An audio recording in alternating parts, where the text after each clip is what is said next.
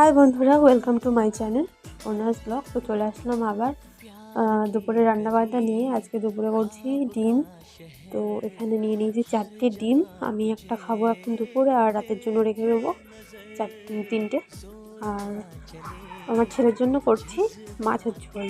আর ডিমটা ধুয়ে নিয়ে চলে এসেছি, এবার ডিমটাকে বসিয়ে দিই।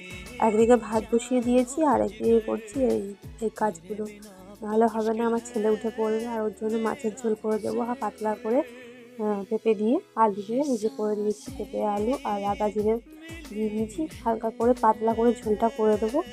আর একটু ধনেপাতা দেবো, কারণ আমার ছেলে একটু ভালোভাবে করে দিলেও ভালোভাবে খায়। নাহলে ওই ডাল সিদ্ধ আলু সিদ্ধ এগুলো দেবো, একদম অত ভালো খেতে চায় না। আর যে এটার মধ্যে রেখে দিই আমি ধনেপাতা, ফ্রিজে ভালো থাকে, খুব ভালো, পুরো ফ্রেশ থাকে।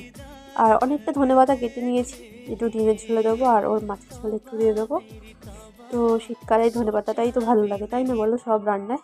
আর দেখো ডিম, এটা এখন ভাজবো। ডিমগুলো ভাজছি আর পটপট করে ফাটছে। তবে একটু হলুদ দিয়ে নিলাম একটু কালারের জন্য। তো চলো এগুলো, দেখো তেল ছিটে এসছে কি জোরে। আর আলুগুলো এবার ভেজে নেবো।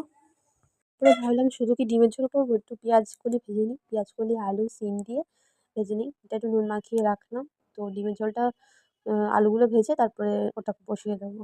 আর আমি শিলনোড়ায় কিন্তু সব কিছু বাটি, কারণ শিলনোড়ায় টেস্টটা হয়। আমার মিক্সি আছে কিন্তু মিক্সিতে বাটি না, অনেক ঝামেলা মনে হয় আমার। আর রান্নার টেস্টটাও আসে না কিন্তু, তাই এটাতেই করি। আর পেঁয়াজ কলিটা বসিয়ে দিয়েছি একদিকে, তো এটা ভাজা হয়ে যাক। আর এই দেখো আমার বাটা মশলাটা কিন্তু হয়ে গেছে।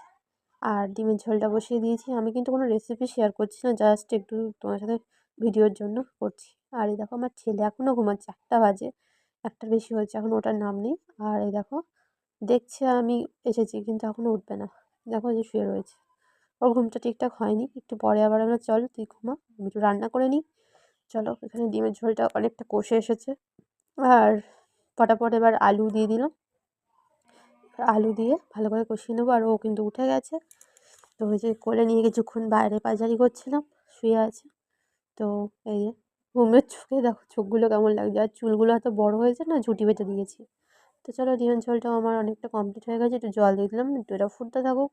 ততক্ষণে বাকি গাছগুলো সেরে নিই আমি। এই যে হয়েও গেছে, একটু ধনেপাতা দিয়ে দিলাম। চলো এবার ছেলেকে স্নান টান করিয়ে আমি স্নান করে পুরো ফ্রেশ হয়ে চলে এসেছি। তো অনেক বড় ভিডিও যাবে, সেগুলো আর শেয়ার করিনি। যে আমার ছেলে এখন খাবে, ও এখন খাওয়াতে ব্যস্ত, কারণ ওর খিদে পেয়ে গেছে প্রচুর। এই যে খাবার নিয়ে চলে এসেছি, মাছের ঝোল ভাত। তো পটাপট ওকে দিয়ে দেবো, ও খাবে।